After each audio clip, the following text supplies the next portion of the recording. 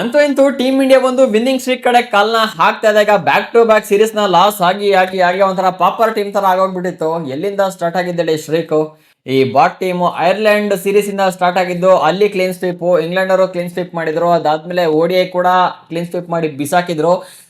ಈ ಇಡೀ ಹಿಸ್ಟ್ರಿಲೇ ಈ ತರ ಆಗಿರಲಿಲ್ಲ ಅನ್ಸುತ್ತೆ ಟೀಮ್ ಇಂಡಿಯಾಗೆ. ಇದು ಇಡೀ ಹಿಸ್ಟ್ರಿಲೇ ಫಸ್ಟ್ ಟೈಮ್ ಈ ತರ ಬ್ಯಾಕ್ ಟು ಬ್ಯಾಕ್ ಸೀರೀಸ್ ಅನ್ನೋದು ಕ್ಲೀನ್ ಸ್ವೀಪ್ ಆಗೋದ್ರ ಮೂಲಕ ಸೋತೋಗಿರೋದು ಟೀಮ್ ಇಂಡಿಯಾ. ಅದಾದ್ಮೇಲೆ ಈಗ ಮೊನ್ನೆ ಜಿಂಬಾಬ್ವೆ ಸೀರೀಸ್ ಇಂದ ಒಂದ್ ಸ್ವಲ್ಪ ಪರವಾಗಿಲ್ಲ ಅನ್ನೋಕ್ಕಿಂತ ಬಾಟ್ ಟೀಮ್ ಗೊತ್ತಲ್ಲ, ಅದ್ರ ಅಗೇನ್ಸ್ಟ್ ಕೂಡ ಅವರು ಆಡ್ಲಿಲ್ಲ, ಹೊಗೆ ಹಾಕ್ಸ್ಕೊಂಡ್ರು ಅಂದ್ರೆ.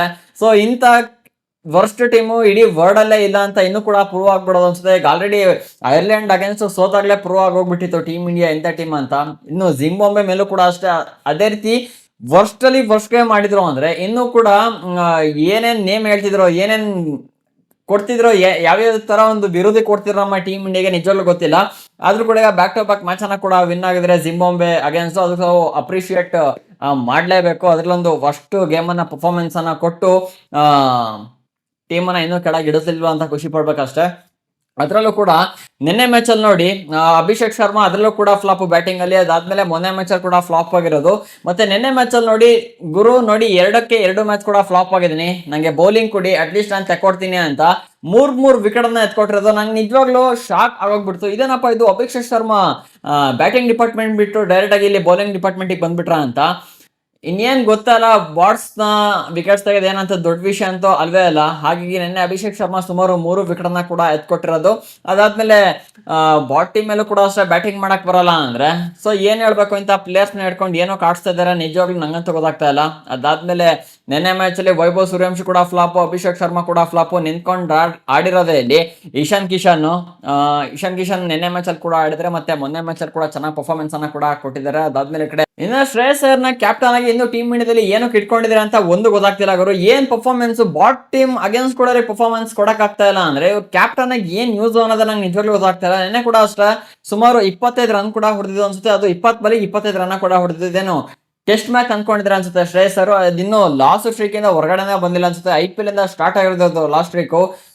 ನೋಡಿದ್ರಲ್ಲ ಪಂಜಾಬ್ ಅಗೇನ್ಸ್ಟ್ ಕೂಡ ಅಷ್ಟೇ, ಅಂದ್ರೆ ಪಂಜಾಬ್ ಟೀಮ್ ಅಲ್ಲಿ ಕ್ಯಾಪ್ಟನ್ ಆಗಿದ್ದಾಗಲೂ ಕೂಡ ಅಷ್ಟೇ ಈ ಸೀಸನ್ ಅಲ್ಲಿ 6 ಮ್ಯಾಚ್ ಅನ್ನ ವಿನ್ ಆಗಿ 6 ಮ್ಯಾಚ್ ಅನ್ನ ಬ್ಯಾಕ್ ಟು ಬ್ಯಾಕ್ ಲಾಸ್ಟ್ ಕೂಡ ಮಾಡಿಸಿದ್ದು. ಮತ್ತೆ ಈಗಲೂ ಕೂಡ ಅಷ್ಟೇ ಅದೇ ಮೈಂಡ್ ಸೆಟ್ ಇಂದ ಇನ್ನೂ ಕೂಡ ಹೊರಗೆ ಬಂದಿಲ್ಲ ಅಂತ ನನಗೆ ಅನಿಸ್ತದೆ.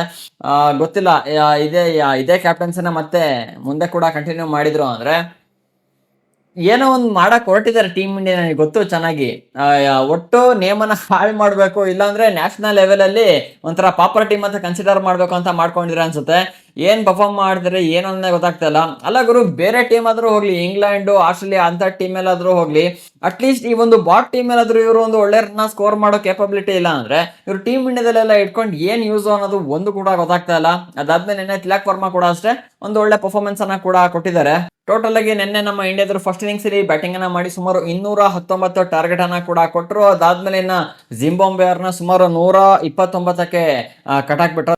ಲಾಸ್ಟ್ ಮ್ಯಾಚ್ ಕೂಡ ಅಷ್ಟೇ ಜಿಂಬಾಬ್ವೆ ಅವರು 125ಕ್ಕೆ ಆಲ್ಔಟ್ ಕೂಡ ಆಗಿದ್ರು. ಮತ್ತೆ ನಿನ್ನೆ ಮ್ಯಾಚ್ ಕೂಡ ಅಷ್ಟೇ 129ಕ್ಕೆ ಆಲ್ಔಟ್ ಕೂಡ ಆಗಿರೋದು ಜಿಂಬಾಬ್ವೆ ಅವರು. ಒಂಥರ ಕರೆಕ್ಟ್ ಆಗಿ ಸಿಂಕ್ ಕೂಡ ಆಗ್ಬಿಟ್ಟಿದೆ 125 129.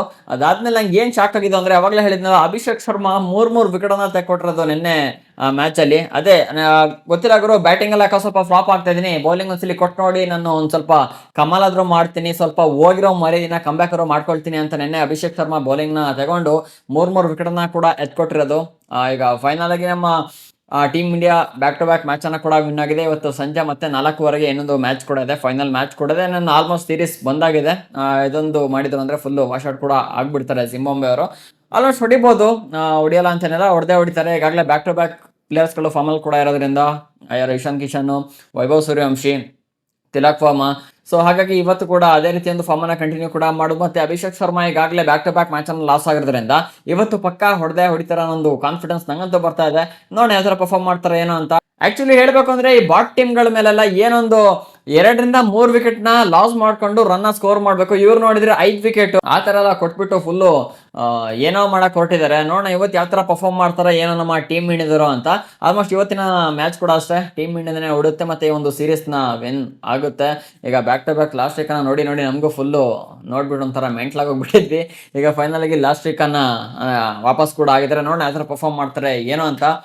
ಈ ವಿಡಿಯೋ ನಿಮ್ಗೆ ಇಷ್ಟ ಆಯ್ತು ಅಂದ್ರೆ ಹಾಕಿ ಒಂದು ಲೈಕನ್ನ. ಇದೇ ರೀತಿ ಹೆಚ್ಚಿನ ಕ್ರಿಕೆಟ್ ಕಂಟೆಂಟ್ಗೆ ಚಾನಲ್ ಸಬ್ಸ್ಕ್ರೈಬ್ ಮಾಡ್ಕೊಳ್ಳಿ. ಸಿಗೋಣ ಒಂದು ಫ್ರೆಶ್ ಕಂಟೆಂಟ್ನ ಜೊತೆಗೆ. ವಿಡಿಯೋ ನೋಡೋದಕ್ಕೆ ಧನ್ಯವಾದಗಳು. ಜೈ ಹಿಂದ್, ವಂದೇ ಮಾತರಂ.